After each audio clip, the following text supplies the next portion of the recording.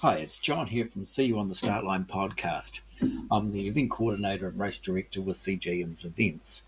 Today we're talking about a number of things we've got coming up. We've got the fundraising updates, we've got Muddy Good Run, Canterbury Half Marathon, Colour Zone Run, Bridge to Bridge, and more about the Aotearoa Ultra Marathon, Gold Trail. But first of all, let's talk West Coast Air Rescue Trust and the updated figures. The final figure from the Back to Base and South Island Half Marathon, we've raised $45,839.80. And this looks like this will be the final figure, although there still could be a few donations that come through in the next week or more. Those who have purchased medals for Back to Base and those that have raised over $100 or donated over $100 when they registered, they'll be receiving their medals. It looks like it'll be towards the end of September, the first week of October. So they're all being ordered, they're currently being made, and then once they arrive with us, we'll get those out to everybody as soon as possible from there. But coming up, we have Muddy Good Run.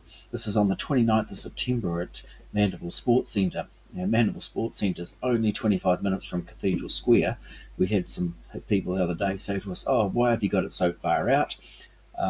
What we do is we hold the Muddy Good Run on the 29th of September, normally the last week of September, at Mandeville Sports Centre, and the first week of April we hold it again at the Canterbury AMP Park. So this event is on the 29th of September at Mandeville Sports Centre.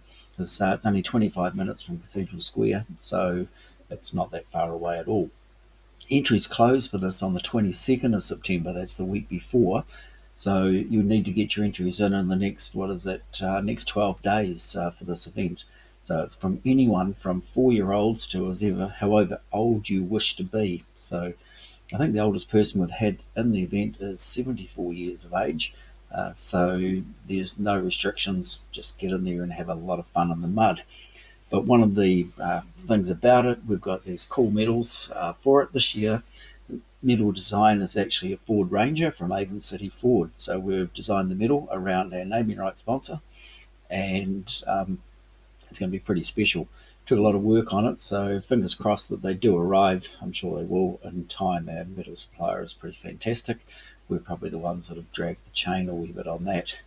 But actually the recipe for Muddy Good Run is pretty incredible, really. We've got 250 bales of pea straw, 8 rolls of polythene, 4 cart ramps, 6 water bins, 2 skippy bins, heaps of cable ties, 2 Ford Rangers from Avon City Ford, 3 truckloads of soil, a digger, 15 cargo nets, 3 camo nets, a truck and trailer load of hay bales, 500 road cones, sledgehammers, ordinary hammers and nails, old cars from Parks Automotive to climb over, 40 road bollards, 2 packs of builders' pegs, pipes, firemen, water bins, skippy bins from Wasteco, and heaps of water from the firemen. It makes Muddy Good Run. So that's what the recipe, all that gets put together.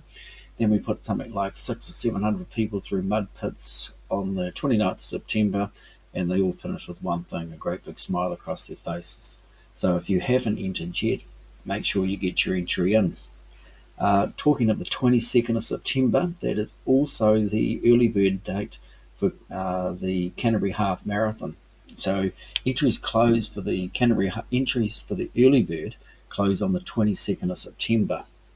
Now this will be running our new course, and the finish will be as you come across Bob's Bridge, that the bridge, swing bridge that's out at Pegasus Town. So you'll run across that into the finishing chute for this year's event. So again, it'll be 3 laps and then 1 around the lake, which makes up the half marathon, which is a very fast course, and this year it's all on tar seal. So again, it will be fast course and measured, so all PBs will count. Then coming up a week later on the 30th of September, we have early bird closing for the Cut for Colour Zone run, which is held in the residential red zone off Avonside Road. It's like a park-like setting. It's the old area which was red zone beside the Avon River, and makes great running for the colour zone run. It's a lot of running and walking and a lot of colour, so it is fantastic for the whole family. Then early bird entries close on the 6th of October. This is for Bridge to Bridge. This is on the south bank of the Bridge to Bridge, which caters for children from 7 years of age for the 12K. We have the 12K bike, and he said run. Then we have the 30K bike. Uh, Start again. 12K bike, 30K bike from the Willows, 58K bike from the Waimakariri Gorge, and the 115K Enduro, which starts at White's Crossing, crosses over the clip-on of the motorway bridge, and then goes up the north bank to the gorge and down the south bank, finishing at White's Crossing, where all the events close. So that early bird closes on the 6th of October.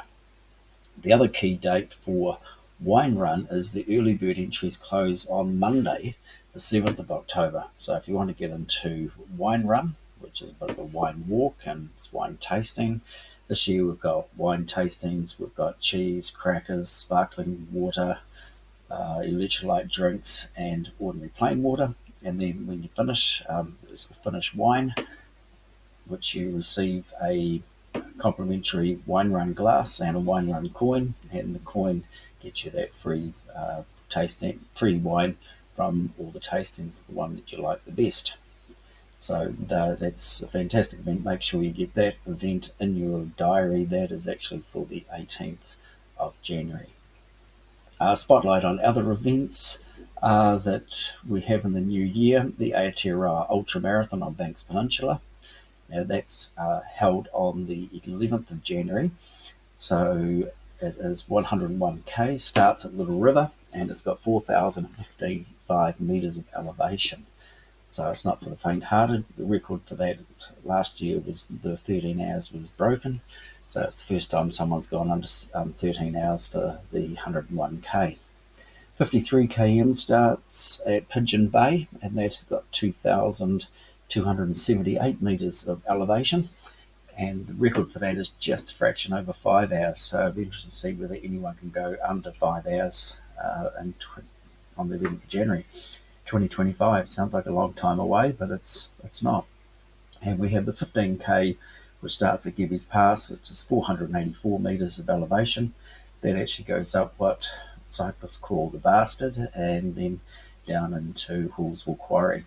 So all the events all finish at Hallsville Quarry, and the elevations for those are the 15k is 484, 53k is 2278, and the 101k is 4,055 metres of elevation.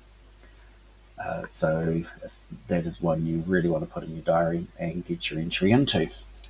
The other key event coming up in early February, on the 1st of February, is Gold Trail on the west coast. It starts at Shantytown and finishes outside the Hotel Lake Brunner in Moana. So this is staged on the forestry roads through Ngā Tahu land for the forestry between Shantytown and Moana. So you go through the forestry roads, get some spectacular views out across Moana and Lake Brunner. You travel around the Aratika dairy farm. So you go around the dairy farm. It's got names on the farms like roads called Elephant Road, but there's no elephants there. Biggest thing you'll find will be a dairy cow. Then you'll go along Thomas Brunner Drive and into the moss farm and the bee farm, come out around the subdivision, across the swing bridge, and then you finishing line is at the Hotel Lake Brunner, where there'll be a nice cold Monty's beer waiting for you. It could actually be called Pub to Pub. It starts outside the Golden Nugget Hotel in Shantytown and finishes outside the Hotel Lake Brunner, Moana. So that is Gold Trail on the 1st of February. So if you're looking for any merchandise across any of our events, we have t-shirts and cycling tops that are available. You just need to click on the tab of any of our events and you'll find our Shopify page. This will take you into the Shopify, have a look around there, and you can purchase some merchandise from there.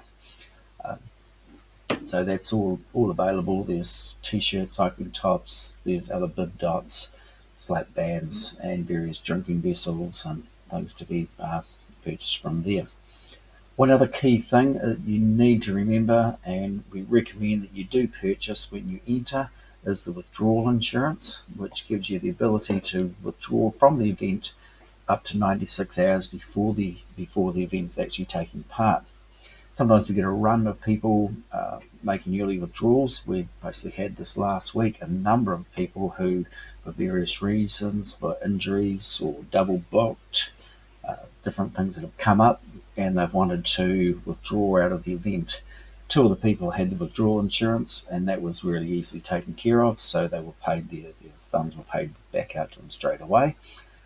Generally, the insurance is $25 per event, although the higher priced events such as the ultramarathons have a different pricing schedule to them for the withdrawal insurance. So I'd say we recommend that you do look at the withdrawal insurance, because it makes life a lot easier just to send us an email saying that you can't make the event and you wish to have your entry fee refunded, and that entry fee is refunded. So that's, as we say, recommended that you do take that up.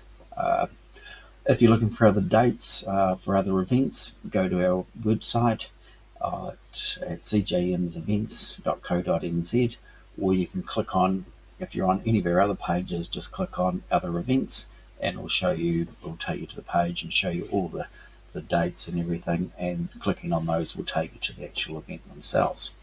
So if you have any queries at all, you can email me at john@cjmsevents.co.nz, or you can text or call me on 027 226 7769. So until next time, we'll see you on the start line. Thank you.